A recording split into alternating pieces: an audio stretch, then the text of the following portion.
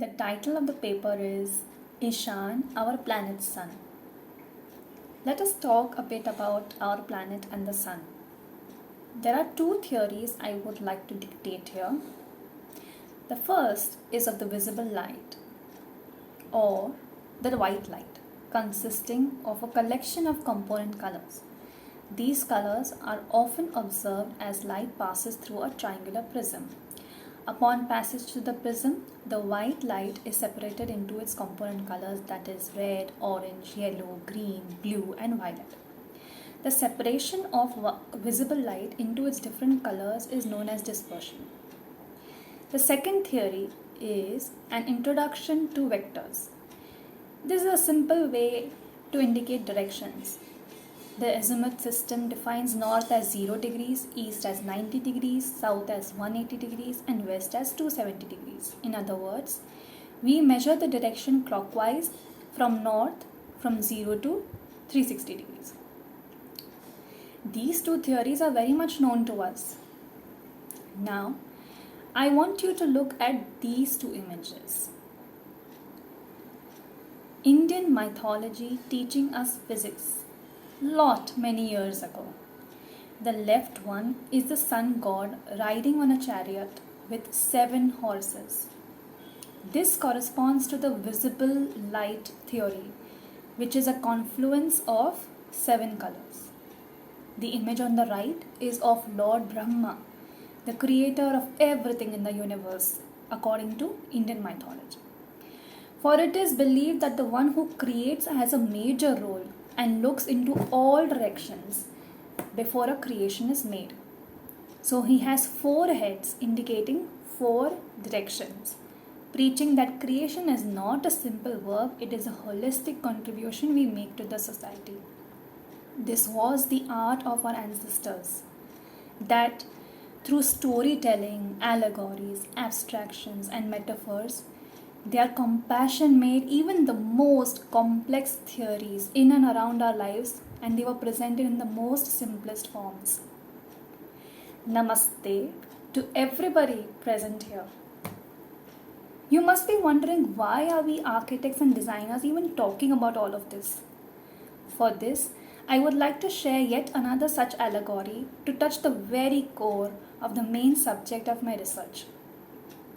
Let me introduce you to Vastu Purush, or the cosmic man. If you are sitting in an enclosed space right now, he is there with you. I am also sitting in an enclosed space within the 4 walls, so he is here with me. All the teachings and principles by virtue of Vastu Purush is called Vastu Shastra, the Vedic science of architecture and spatial geometry. Vastu Purush sits on a perfect square or rectangle of the ratios 1:2, 2:3, 3:5, and this happens to be the same as derived from the popular Fibonacci series.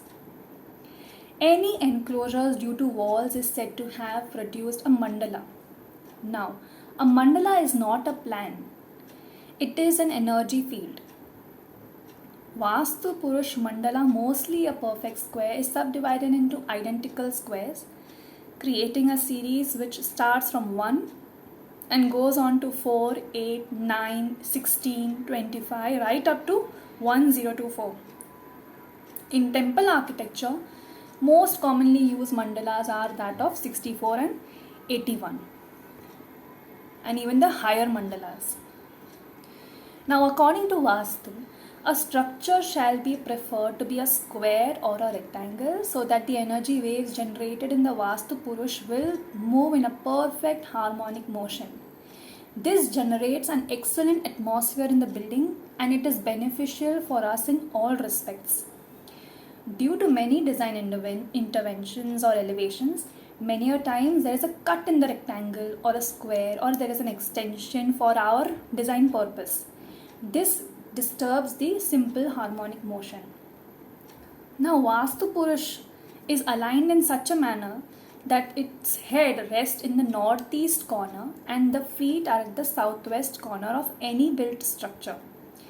This alignment is congruent to the Earth's axis, the tilt in the Earth's axis.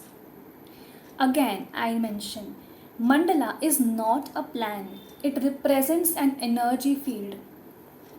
In all the mandalas, at the center is the Brahma, the supreme principle. Various deities are located in the places. There are 45 deities that are allocated in and around Brahma. And each deity has their own importance and own mythical quality. It is very much visible in the diagram here. Vastu Purush or the cosmic man is believed to receive the prana from its navel, the center of the grid, which is known as the Brahmasthan.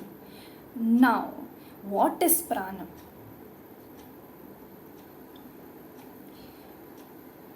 Do you, as a creator, believe that buildings are living? Why is it that creators like us, architects and designers, often are triggered by the spiritual quest for the unseen? Is it the geometry that touches the core of a creator? Buildings are conceived as models of the cosmos, no less. There is architecture, it is the embodiment of the immeasurable. To seek the timeless way, we must first know the quality without a name. That one feature that creators connect to, that living, life-giving force can be termed as prana. Again, I repeat, the center portion of the navel, the navel of the cosmic man, is always preferred to be lightweight or open to sky. This assures very good ingress of life forces or prana. This is very similar to your stomach, my stomach, where a healthy, light and clean digestive tract keeps your day vibrant. An empty Brahmasthan will allow the cosmic energy to penetrate in any enclosed structure. The courtyards in the traditional buildings is a perfect example of an ideal energy circuit and which is universally accepted and mostly loved. All principles of Vastu Shastra are derived on the basis of 4 cardinal directions, the 4 sub-cardinal directions, the 5 elements fire, earth, water, air and space, rotations of the earth, energy from the sun, influence of planets. So this knowledge is not limited to the Indian subcontinent, but it is for all who shares the sun. The one who keeps all of this under consideration before creating something, anything, the planets, the sun, the trees, and all the arithmetics involved in it, were called sthapatis. Most of the ancient temples are built considering the principles of Vastu Shastra. One such example is the world's largest temple complex built in the 12th century, the Angkor Wat, which has kept itself well aligned with the greater geometry. One such sthapati existed in Bharat, Savai Jai Singh, who designed the first planned city of Jaipur. Having tossed between several books on Vastu, astronomy, art, the first planned city of India was built. In the recent history of India, we have had our proud moments when such a study was put into practice by Charles Correa. The Jawahar Kala Kendra in Jaipur is a classic example of the use of traditional Vastu principles for the contemporary world. Ever since 1986, contemporary buildings with Vastu as its design basis are referred to just but one case study, that is the Jawahar Kala Kendra. And that too, this particular project infused the principles of Vastu partially, not completely. As buildings evolved, Vastu evolved too, to match the contemporary units of residence. A close group of researchers and experts evolved the Vastu Disha Chakra or the wheels of direction, which is now like a stethoscope for all the sthapatis at work. I have got two, if you can see. These are the Vastu Disha Chakras. This is a highly efficient tool used for mapping, finding the ratio of 5 elements and accurate measurements. The colors included in the chakra clearly shows the cardinal direction, 16 zones, 32 doors, highlighting the god and goddesses, looking after each zone, each having a quality of their own.